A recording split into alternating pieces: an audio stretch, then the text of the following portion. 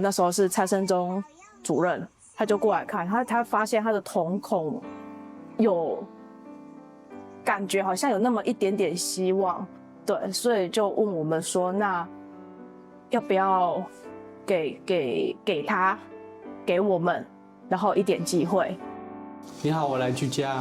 你来了，你去阿虎在那边。我觉得还 OK 啦。阿虎这边会不会痛？这个会不会痛？我们可以一周来个2次到3次，比较频繁，而且比较能够去观察到病人的在家的状况。总是呢，病呢是最苦，那医跟药呢是对症下药，解除了人体有病之苦啦。所以我一向呢都是说感恩呐，不管是西医中医，总是呢尊重，我都很尊重。不管对西医对中医我都很尊重。所以慈济里面啊，总是感恩、尊重、爱。管理方式呢，都是这个爱为管理哈，那这为制度。所以呢，有戒律，人人自我；有戒律，守规矩。我都常说感恩慈济医疗系统，我都很感恩每一个医院、每一个院长的管理方式都免我操心，而且呢，总是很活泼、很实在的去做发展，所以我感恩啊。所以感恩与尊重呢，总是一个总合起来，那叫做爱。这是我这一辈子啦，不管对任何人、任何的事与物啦，无不都是呢感恩、尊重、爱。只要呢守规律，这种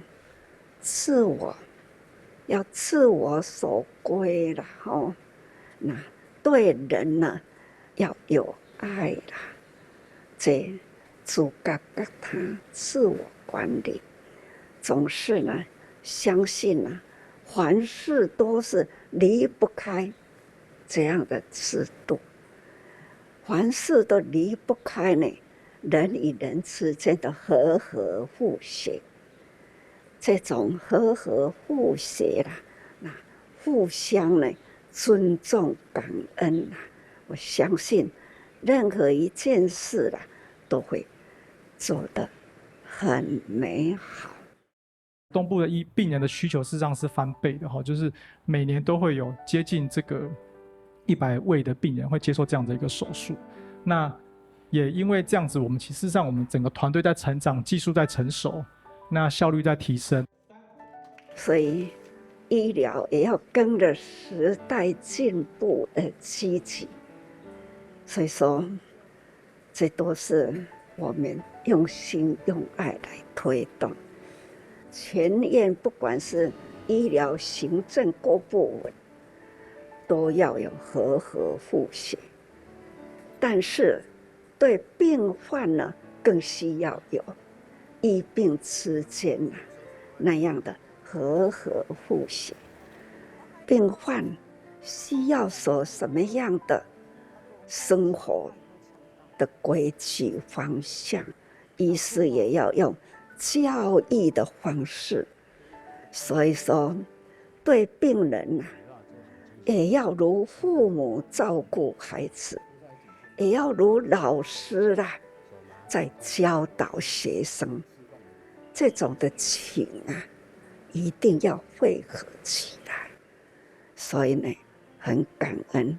当然医疗是无穷尽，跟着时代在进步了，我们要不断的研究。所以呢，教授、博士老师们，他们也要专心在这种一直在做研究所以说来，生命与生命之间总是要和互爱。我也曾经说研究都是会动用到了动物，所以我们要如何来向动物的感恩？那你怎么感恩总是你要在他身上，他也受尽了苦，我们要如何来感恩？我们总是要把学来的好好的教育，当医师的要如何用爱来爱护病人，这样就是爱的循环我发现我常常去打球，要起跳的那一下，我脚都会腿软。慢慢到2019年年底，我动作就很奇怪，跟不上我自己想要的。它有 ABCD1 基因这个基因坏掉那怎么办呢？那我们身体还有 ABCD2、ABCD3，它有部分ABCD1这个一的那个功能。利用很多中药的那个资料库，然后去找到说，有哪些中草药可以作用在 ABCD2 跟 ABCD3 上面，让它表现量增加，产生很好的代偿效果，那补足了 ABCD1 的缺损。医生嘛都爱感恩患者，患者是医生的老师。有当时阵你伫一个患者的身躯里，过去不曾经有过的，突然间在他的身上发现到了，很棘手。这到底是什么？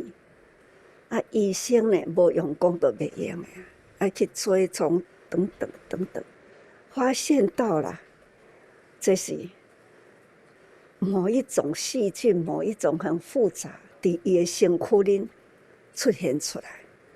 这也等于发现，身躯嘛是一个小乾坤大地是大乾坤在佛法的解释。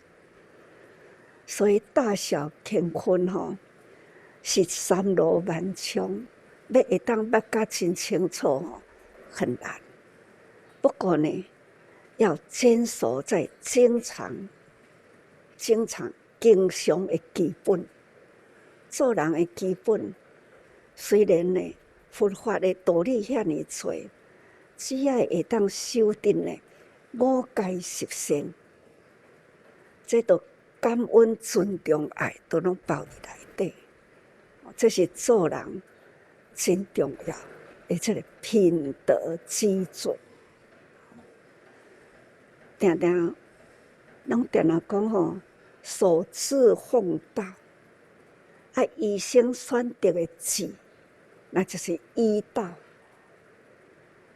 所以讲医道那修会掉，这叫做修己弘道，那一定是好医师，一定是很优秀的好医师。这种是生命的价值医生的价值就是为生命在咧付出。这40年从地区医院变成医学中心这个也表示说我们同仁真的在这里不断要服务病患，而且要不断的创新研发。我每天做的工作就是厘清临床的需要，把护理工作精简跟整合，然后让护理工作能够更方便，然后能够更多的时间在病人身上。我们一直都在学习新的东西，透过医院的资源学习到很多新的医疗，然后新的工作方式，或者是新的合作，或者是走向 AI 的一个模式。我觉得其实我们就是一直都在跟医院一起成长。感恩大家要有那一份的诚意的无私大爱相信这种路是很远无穷尽的。我们要传承好的医疗体系啦，教育的人文总是要不断的推动吼。所以咱对病人，咱嘛拢有迄个感恩心。